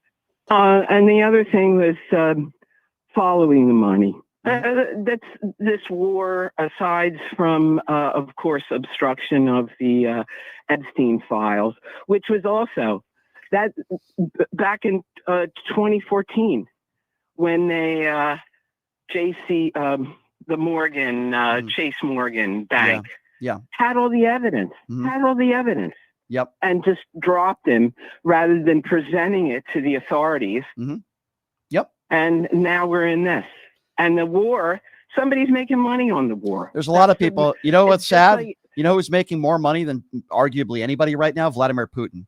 We are rewarding the guy who invaded our allies, who is responsible for God knows how many innocent women and children and people dying. And we are rewarding Benjamin Netanyahu, who is just as corrupt as Donald Trump. Thank you so much for your call. I really do appreciate you. 702-221-7283. Rajat is next up on PTL. Hello, Rajat. What's on your mind today? Hey, how you doing? Good. So I just wanted to come on here and ask you, like, why do you like to insult people so much on your live? With all due respect. Sure. I'll gladly answer that, but and I will respectfully, but may I ask who you voted for first, if you don't mind, sir? I wasn't old enough at the time to vote. Who would you have voted for? Donald Trump. Okay. So you don't, okay, there's a reason why I asked that, Rajat. So you would have no problem, the leader of the free world, having nicknames for people that he disagrees with, insulting people on a daily basis, including Gold Star families, people of color. Every single day he does that. He literally has nicknames for people that he disagrees with, and he insults people and world leaders and name calls every day. But you would have no problem voting for somebody like that. but you take issue with a podcaster who calls people names. Sir, do you see the double standard there? Do you see where I'm going with that, Rajette? Hello, Earth to Rajette? Would you like to? Yeah, hello. Do you see the double standard there? You call into my show because I call people buffoons, maybe even people like you, but I'm trying to be respectful here. You seem to have a problem. Hold on, I'm not done yet. You seem to have a problem. Okay, you're going to listen and you're going to be serious. Now I'm going to ask you a question, okay? Why would you have no problem voting for the leader of the free world who insults people on a daily basis, but yet you have a double standard and you're upset with a podcaster calling people names? Do you understand the double standard that you are presenting? Do you understand? Yeah. Okay, you do. So why would you vote for somebody that insults women and insults people because of their physical appearance? You think the leader of the free world, that's normal behavior? Let's try to, Rajette, let's try to agree with each other. Let's try to come to an understanding here, okay? Let's try to be serious. Maybe when this phone call started, you didn't plan on being serious, but let's try for a moment because I think maybe you're capable of that. Can you agree that that is a double standard and maybe the president of the United States, the leader of the free world, shouldn't be acting like a 10-year-old and using insults? Can we agree on that? Yeah. Okay, good. Now I'm going to tell you why I call people names. So when somebody calls into this show, and by the way, I'm not a politician. I don't represent anybody else but myself, okay? When somebody calls into the show and they lie or they misquote me or they say something disrespectful about a group of people, I'm going to come back hard at them because that is my personality and that is what I do. If people don't like my style, then they can go F themselves. That's how I feel. This is who Brian is. This is who I am. This is the show that I do, okay? I don't play nice in the sandbox sometimes. So if you don't like it, then don't listen, okay? Okay. Okay, good. Good. Now, do you think maybe you might vote for a Democrat? Did I maybe change your mind a little bit, or are you still upset at me for calling people names? Let's try. Think about that. Think about this for a moment. If a MAGA Republican, or let's just say if the elections were held tomorrow, let's try to make some progress here. Okay, my friend, if Donald Trump ran for office tomorrow versus Kamala Harris, who would you vote for? Probably Trump. Probably Trump. Okay, so you've just proved that you're a hypocrite. You call into the show, you don't like it because I call people a few names because you're a snowflake, but yet you would still vote for the guy who bragged about going into teenage girls' locker rooms naked, the guy who's in the Epstein files thousands of times. How old are you, dude? Are you 15 years old? How old are you? No, I'm 20. Okay, you're 20 years old. Tell me why you like Donald Trump. Because like he's cool, I guess. Okay, he's cool, you guess. You might want to be a little bit more specific than that. What makes Donald Trump cool? Just his persona. And how is his persona? You think, how would you define Donald Trump's persona? When he insults Gold Star families and he talks about, you think it's bad? You think it's badass to brag about grabbing women by the genitals? You think it's badass to be in the Epstein files thousands of times? You think it's badass to be a liable? You think it's badass to be a sexual abuser? Is that badass? No. No, then why would you call him badass? You said his persona. Do you want not mean you did anything. Okay, but is he a liable sexual abuser? Yes or no? No. No? Okay, well, let me just give you a little bit of information because obviously you're very ill-informed. Donald Trump was found liable for sexual abusing E. Jean Carroll in a court. Are you not aware of that, sir? Is that not your persona? No, your persona. Okay, now you're aware. So knowing that Donald Trump is a liable sexual abuser, do you still think he's cool? Kind of. Kind of. So somebody could sexually abuse women, but they can still be cool. Is that what you're saying, sir? Do you have any? Do you have any sisters, or you have a mom? Yeah, I assume you have a mom somewhere. You have sisters. Do you have a girlfriend, sir? No. You don't. I'm shocked because you sound like somebody that women would be flocking to. That definitely does shock me. Thank you very much. Yeah, you sound like you're a hot commodity, sir. All right, sir. So here's what I would like you to do. You know what? I'm going to end the phone call on this. You, sir, are a MAGA buffoon. You're ill-informed. Yes, you are. Pot him down. I say that, sir, because you have no idea what you're talking about. You're not a serious person. You're ill-informed. You called Donald Trump cool, which makes you an imbecile. Now, if you don't like me calling you names, please go home tonight and go complain to some of your stupid 19, 20-year-old friends who probably are just as dumb as you are. Have a nice day, sir. 702-221-7283 is the number to call. 702-221-7283. Let's go to Chris. Chris is next on PTL. Hello, Chris. Hey, Brian, how's it going? What's up, Chris? My God, that last caller made my brain hurt. It does. It is a little bit frustrating how stupid people are. I understand. Right, but anyways, I have a couple of bullet points, and then something I think you'll laugh at. But anyways, bullet point number one: MAGA is you were just saying it yourself. MAGA is basically the party of double standard. Yes. Trump can say or do whatever he can say or do whatever the hell he wants. He can do absolutely no wrong. But anybody else, oh, that you can't say that stuff. Oh, you're just this. Oh, you're just that, and blah blah blah blah. Right. Bullet point number two: come November in the midterms, this country is at stake in more ways than one. Absolutely, in more. I mean, it's not just our livelihoods itself, but just lives in general. Just everything is on the line right now because if MAGA wins, we're all screwed in more ways than one. Amen, brother. But anyways, one more thing, and I'll digress. Yep.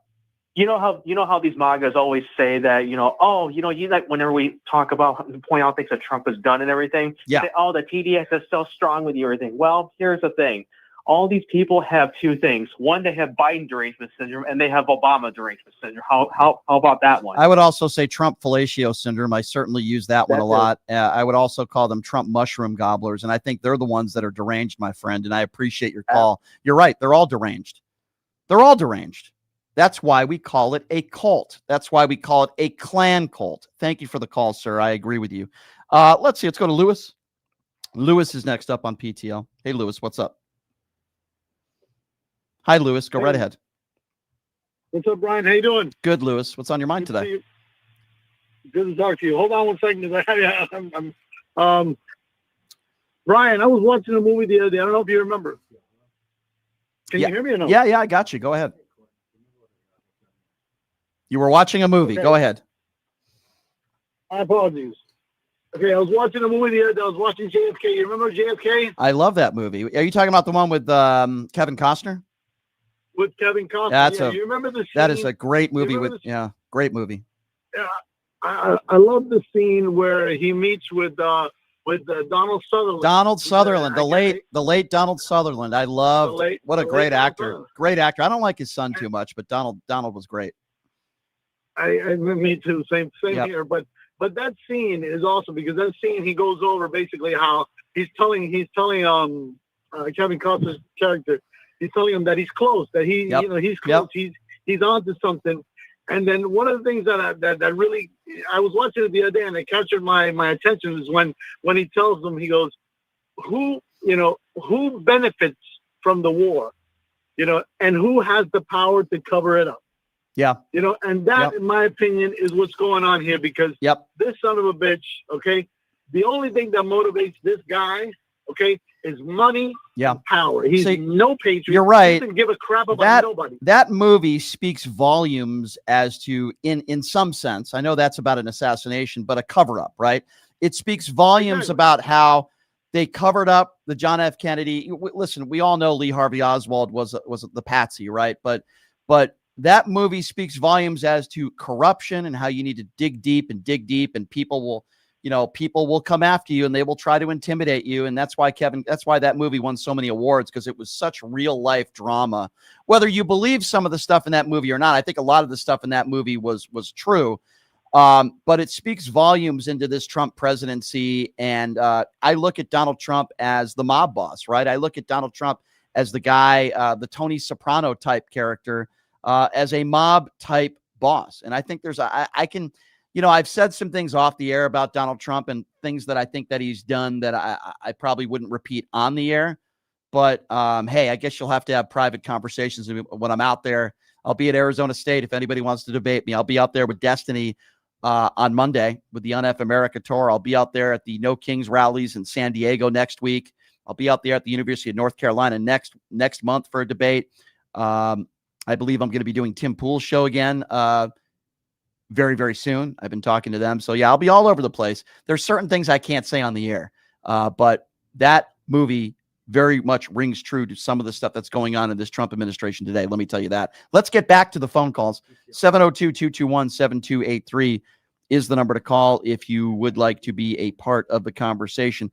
Let's see here. Why don't we go to Andy? Andy is next up on PTL. Hey, Andy, what's up? Did we lose Andy? I think we lost Andy. All right. That sounds like a dial tone. We must have lost reception. He must have been on his Obama phone. I don't know. Let's go to John. Let's skip to John. John is next up on PTL. What's up, John? Hey, Brian. Hey, Brian. Hey. Yeah. Whenever I hear these callers and I hear you debating people like Warren, it really reminds me of that TV movie called American Story, where these World War II guys come home from the war and they have to fight this corrupt sheriff over the ballot boxes. Yeah. There's a scene where they have to go and fight the guy, and this woman comes up to the head good guy and says, "Why do you always have to fight?" And the guy says, "People like Cantrell or like Hitler, they can't be reasoned with." Yeah, that's true. I feel that way more than ever. And I'll tell you something. I've been doing radio for like 23 years. I'm old, right? I'm a dinosaur. But over the course of the last 2.5 years, as this show has become more and more popular, and this is especially rings true over the course of the last year, I've had a lot of people that have asked me for debates, right? They want to debate me.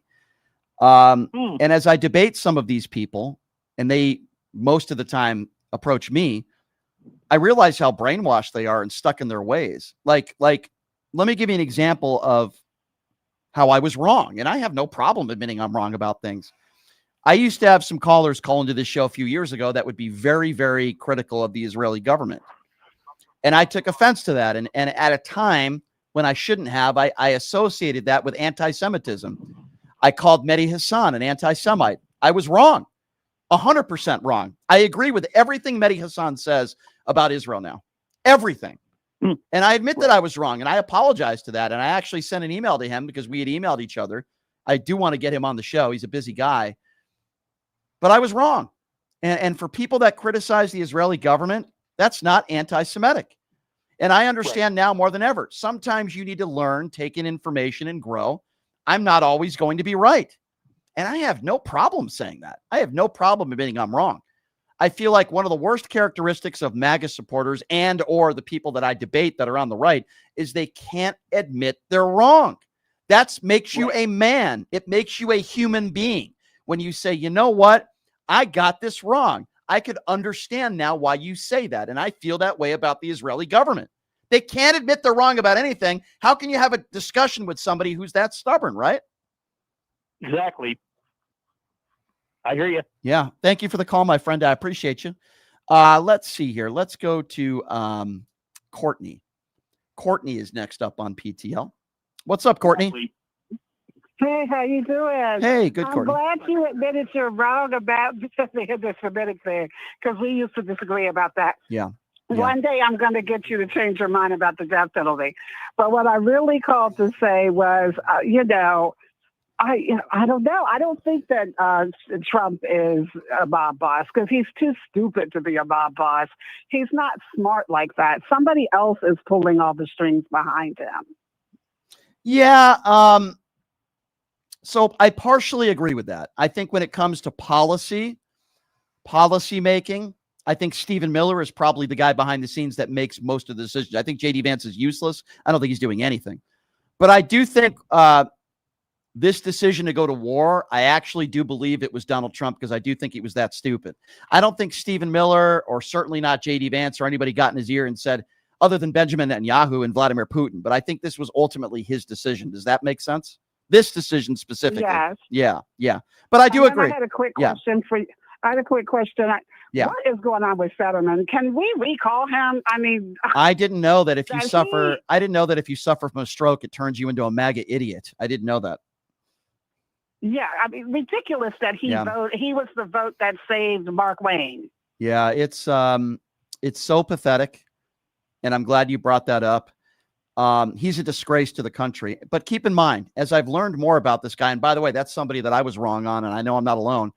This is a guy who was born into a lot of money. He appears to be a blue-collar guy. Let me tell you something. He's not. He comes from an extremely wealthy family. He won the mayor out there, and he's done nothing in his life. He is a buffoon who dresses like a slob because he is a slob. He's never worked hard a day in his life. He complains about going to committee hearings. He has zero work ethic, and he is an absolute lazy right-wing buffoon, and he belongs back in the hospital. Okay, I don't know if he had another stroke. 702-221. Thank you for the call, my dear. I have to go to Alexa because apparently it is her birthday today. Happy birthday, Alexa. Thanks for calling in.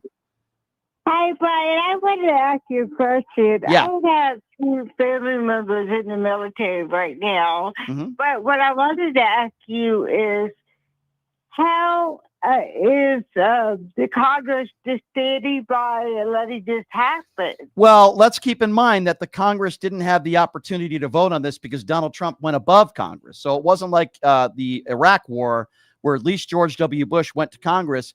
Donald Trump did not do this because I'd like to think that the majority of politicians, unless they're Trump mushroom gobblers, would not have voted for this war.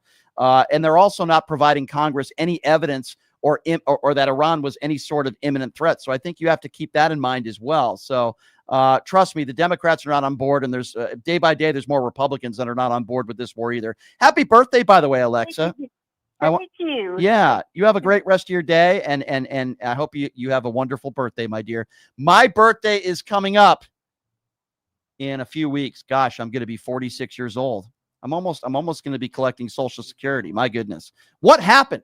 What happened to my 30s? What's happening to my 40s? I don't know. I'm still young at heart, ladies and gentlemen. I'm still young at heart. 702-221-7283, the number to call. Let's go to Dave.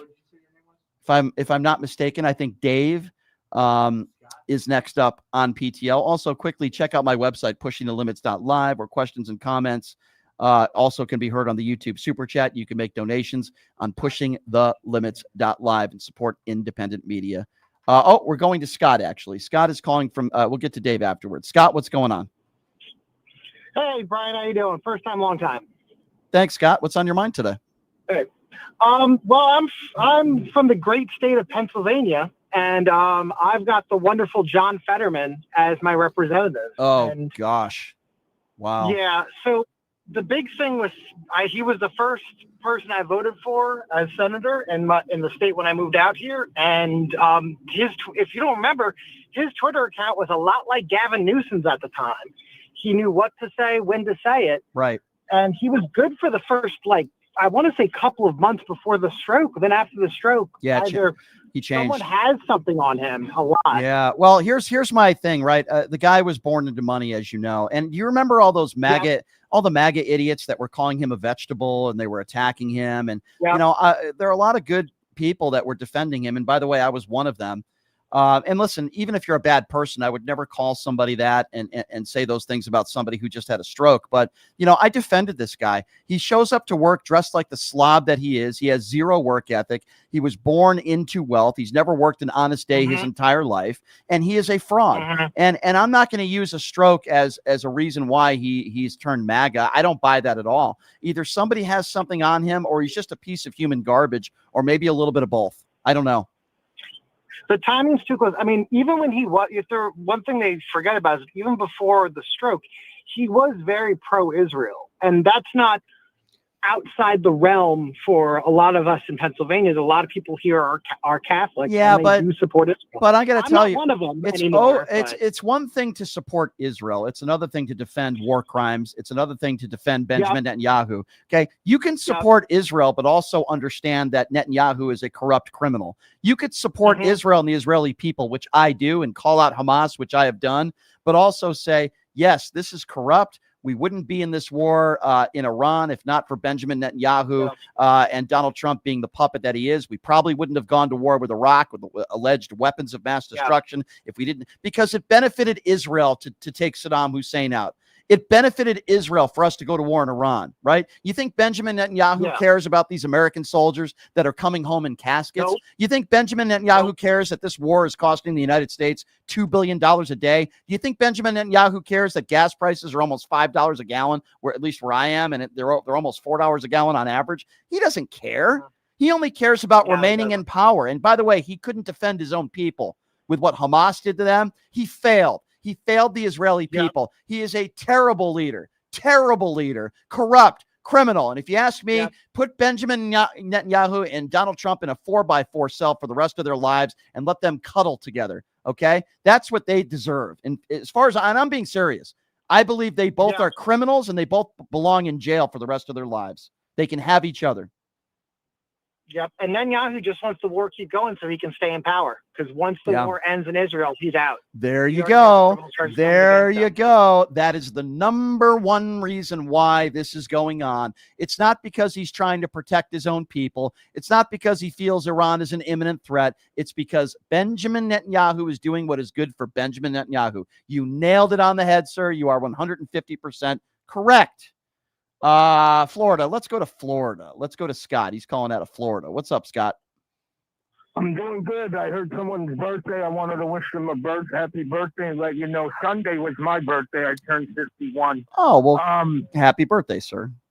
But I disagree with you on Trump's age. I think he's more like 3. He's like a toddler that wears diapers and poops on himself and throws temper tantrums when he doesn't get what he wants. But I was having a conversation with my friend Beverly today, and it's kind of real sad.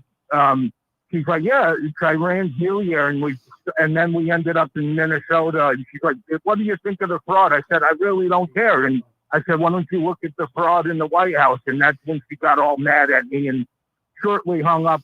She'll be 80. She thinks what's going on in the Middle East is Bible prophecy. And, you know, she read the Bible twice. She's on her 3rd time reading it. So, and she said Donald Trump was a good businessman. Oh God!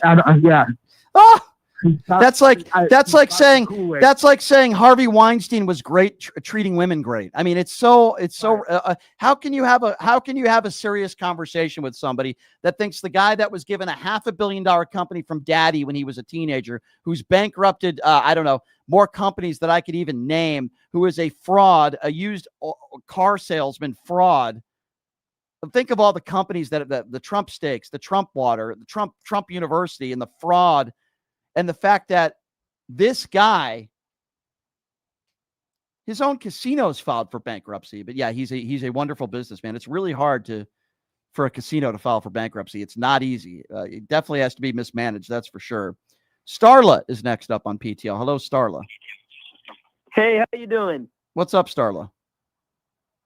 Hey, I just wanted to call in, say, what do you think about the voter fraud and the votes that were found in Arizona? What are you talking about? By the FBI, there were, I think it was over 10,000 votes found in Arizona. Which election are you referring to? 2020. Okay, well, that's not true, sir, because there were 8 investigations into that, which clearly you're unaware of, led by Republicans, and there were also recounts. Are you aware that in the recounts, they actually found more votes for Democrats than Republicans? Why don't you look that up? Why would you ask me a question like that when you have absolutely no idea what you're talking about? That is not true, what you are saying. That is misinformation. There were actual recounts, and there is no clear and present evidence that well, let me just, I would assume that you think the election was stolen, sir. Starla? What kind of name is Starla, by the way? What is that? What's Starla? Well, I'm insulting you because I'm insulting you because I'm answering your question. I'm insulting you because you're an idiot and you called into the show saying that 10,000 votes were stolen. You have absolutely no idea what you're talking about. You're not a serious person. If you're going to call into the show, then present me some facts or ask me a question that is a logical question. Nothing in Arizona overturned the outcome of a free and fair election. Are you that stupid? You don't know that? I don't care whether you're 18 years old or 80 years old. You're an idiot. Donald Trump did not win the 2020 election. We're talking about serious topics today, the war, which clearly you don't care about, gas prices, and you're asking me about 10,000 votes because you saw something on social media that said there were 10,000 votes that were stolen. You're an idiot. You have no idea what you're talking about. What are you, 12? What are you talking about? What are you talking about when you say 10,000 votes were stolen? Are you even aware that Are you even aware that there was a recount, or are you so stupid you don't even know that? Do you know that there was a recount? Let me say it slowly for you. Are you aware, Mr. 18-year-old MAGA, are you aware that there was a recount led by Republicans? Are you aware, or would you like me to say that slower so you can understand? I think I heard you. Okay. All right. Okay. So why would you ask me that then? Because I just wanted to see what you would say, but I mean, if you're out here insulting me, it's not Yes, really very I'm appealing in. to talk about it. I really don't care what you think is insulting and what is not insulting. You know what I think is insulting? We have a lot. I'll tell you what I think is insulting. We have people. I don't care whether you're 18 or 80. We have a lot of ignorant people in this country like you that are very ill-informed and sadly have an opportunity to vote. You people like you scare me because you're so stupid. You'll vote for Donald Trump because you like his hair. You're an idiot, sir. Okay, you're an idiot. Okay, and how do you feel? You how do shouldn't feel vote. about the phantom tax? How do you feel about the phantom tax coming out of everybody's pantries? I don't know what the hell you're talking about. We're talking about a war today, and you ask me some stupid question about 10,000 votes. I don't think people like you should be allowed to vote. What are the three branches of government, sir? Judicial, legislative, and what's the third one? Yeah, you don't know. Judicial- Yeah, exactly. Google it, you idiot. Let me tell you something. Just call me No, you're an idiot. You call into this show. You don't even know what the three branches of government is. And you ask me about 10,000 votes that you think were stolen in Arizona when there was actually a recount from MAGA Republicans. You dope. Get off my show. 702-221-7283 is the number to call if you want to be a part of the conversation. From one to another, I guess. Let's go to Nelson. Nelson is next. Hello, Nelson. Hey, Brian, how are you? Good. What's up, Nelson? What's on your mind? Yeah, I just want to apologize today, or not today, yesterday on the conversation we had. No hard feelings. I didn't mean to come at you hostile. And yeah, let's not talk about nobody. Okay, I went at you thank you. aggressively. I Okay, apologize. I don't. Nobody cares. Don't worry about it. Let's start this show again, and let's put the past in the past. Hi, Nelson. Thanks for calling in. What's on your mind today? Yeah, man. I just want to wish you luck, man, on the debate. That's it. I'm going to be watching the debate. I'm going to be staying tuned, and that's it. You called in to wish me luck on a joking. debate. You called to wish me luck in a debate. Okay. Well, thank you. I hope you enjoy yourself, pleasuring yourself to me on the tube. Thank you. Appreciate that. And by the way, the people that you listen to are clowns. You're fans of Andrew Wilson? You're clowns. No, it's not funny. The people that you listen to are absolute utter clowns. Funny. Yeah. You listen. Act like your party does everything right. What's my party? Right. What's my party? Well, obviously left leaning. Okay. So first of all, I'm not a member of the Democrat Party. Number two, where did I say you that? Okay. Well, you're an idiot. Okay. Yeah. All right. Let's talk about some facts. Let's talk about some facts, sir. Nelson. There's nothing wrong with being a liberal. There's nothing wrong with being a Democrat. I'm just presenting something to you called a fact.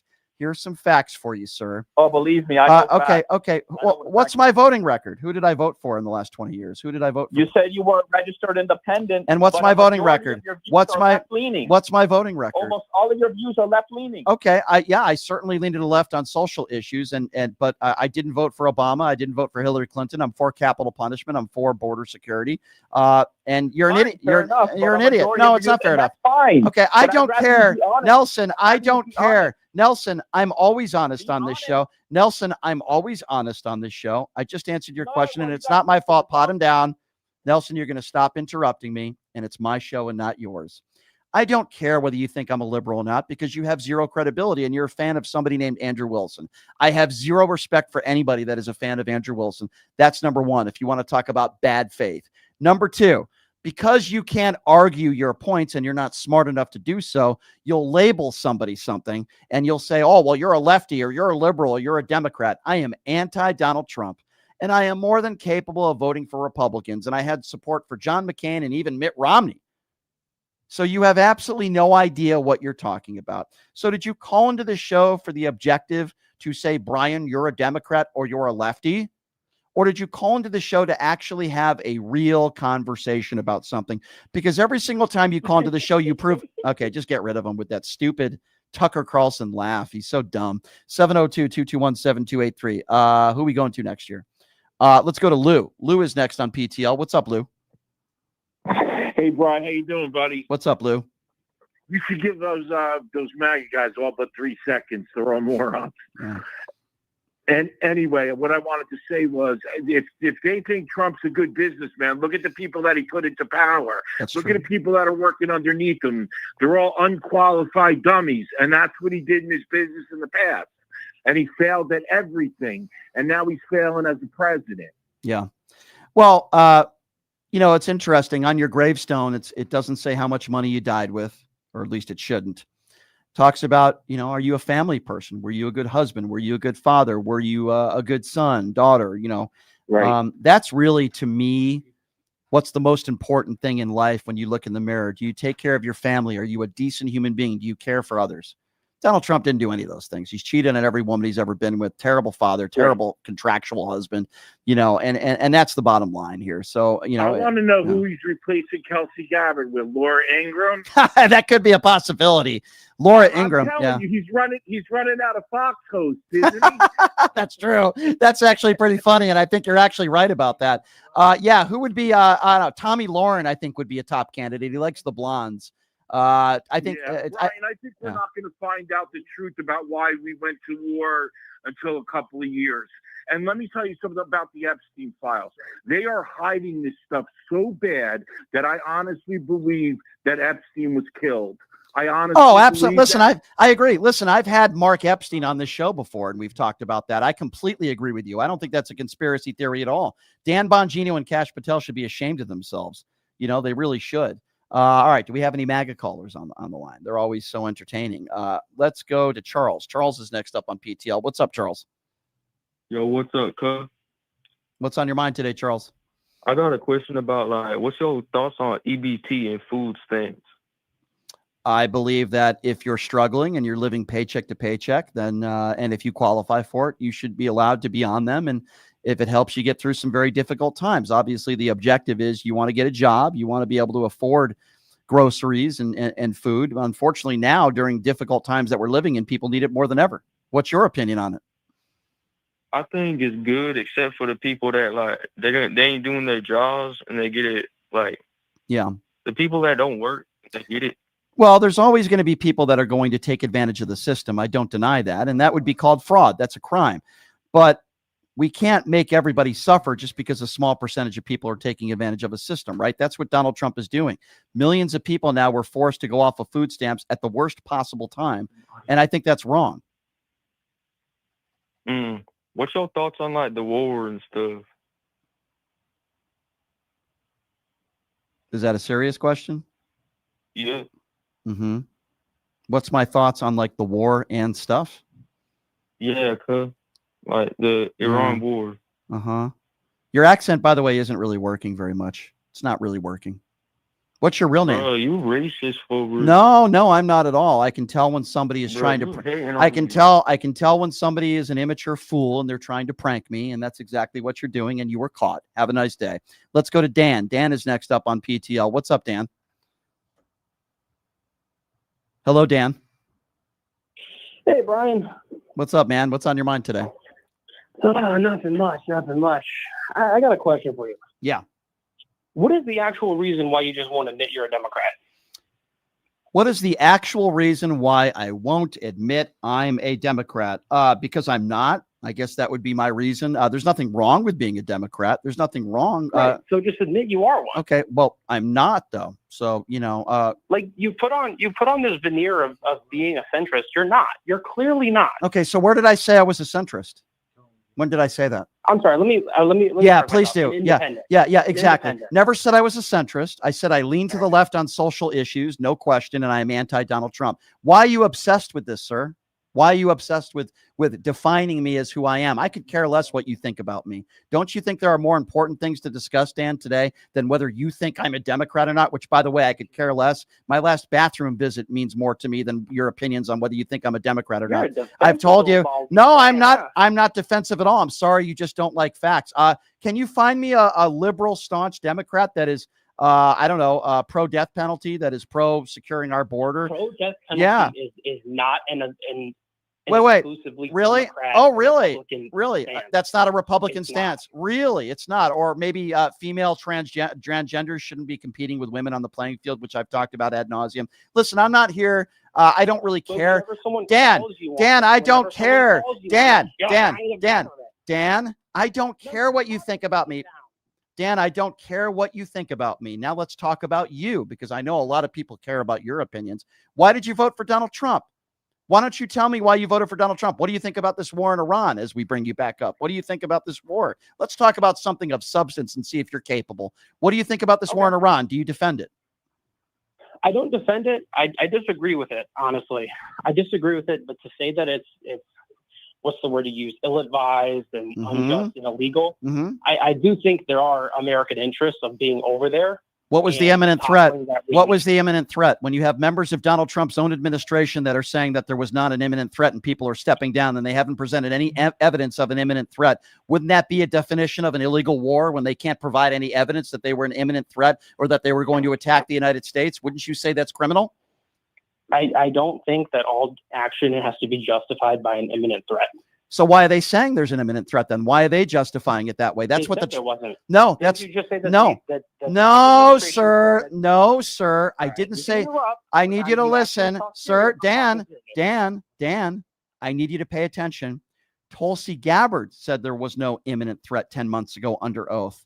Okay. The guy who just stepped down said he did so because there was no imminent threat. The people that are still saying that there's an imminent threat is probably the person that you voted for in Donald Trump. How can I have a conversation with you about Iran when you don't even know the facts? So let me spell it out for you. Pete Hegseth, Donald Trump, and 99% of his administration are saying Iran was an imminent threat. Tulsi Gabbard and Joe Kent, who just stepped down, have said that there was not. They have not provided any evidence of an imminent threat. How can I have a conversation with you about this when you don't even know? My advice to you, sir, is stop worried about how people label me as being a lefty or a righty, and maybe worry more about our soldiers coming home in caskets in an ill-advised and illegal war that it sounds like, to an extent, that you're defending. Can I ask you a question? Am I back up? It better be an intelligent question, because I don't give two F's whether you think I'm a Democrat or not. So ask me something semi-intelligent and I'll answer it. Go ahead, sir. Do you think that there is an American interest in having a regime change? There is no regime change. Let me finish. Yes or no, do you think there is an American interest and a global interest in having a regime change in Iran? Yes or no? That's not happening now. That's a hypothetical. Yes That's not happening. They already have a new regime in there, and they are anti-America. You're so stupid. You don't even know that. Let's talk about this, Dan. I'm answering it. I'm answering it. Be quiet and listen. I'm going to answer it the way I want to, because it's my show, Dan, and not yours. And by the way, you're the one who decided to label me to start this. Pot him down, and I'm going to answer. First of all, you sound like a right-wing Trump mushroom gobbler. Now I'm going to label you and see how you like it. First of all, if there was a regime change, which, by the way, there's not a regime change that the type that America wants. In fact, you can make the argument you're not even smart enough to understand this. There's another regime change in there, but a similar type of regime in the Ayatollah's son. So now let me ask you a question. Would it be great if there was an actual regime change where people were free and they were, working with America? Of course, that'd be great for the world. But that's not what's happening, Dan. That's not what's happening. We have the Ayatollah's son in there, and we have a regime that is put in place in there where even the Trump administration has admitted they don't even know who's taken the place of the Ayatollah. And there's intelligence that's come out that have said his son is now in control. Hello, Earth to Dan. Are you aware of what I just said? I answered your question. Now answer mine. Do you know who's in charge? Muted or not? Because you mute. Do you know who's in? Stop playing the victim, Snowflake. Do you know who's in charge in Iran right now? Yes or no? Do you know? Do you know who's in charge? Do you know who's in charge right now in Iran? Do you know who's in charge right now? The gay son of the Ayatollah. The gay. Why would you call him? What does his sexuality have to do with anything, Dan? You're defending the Ayatollah's son. Why would you? Why would you attack somebody for? Why would you use the term gay?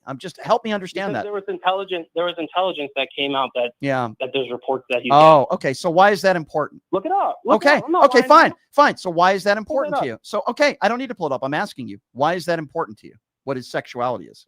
It's not. I think they should. So why would you bring it up? So why would you bring it up? If it's not important, why would you say, did you say his? It's funny. Oh, because it's funny. Well, there's nothing funny about you. I think you're a homophobic piece of human garbage. That's what you are. And you're not smart enough. I think you're the one who's gay for me.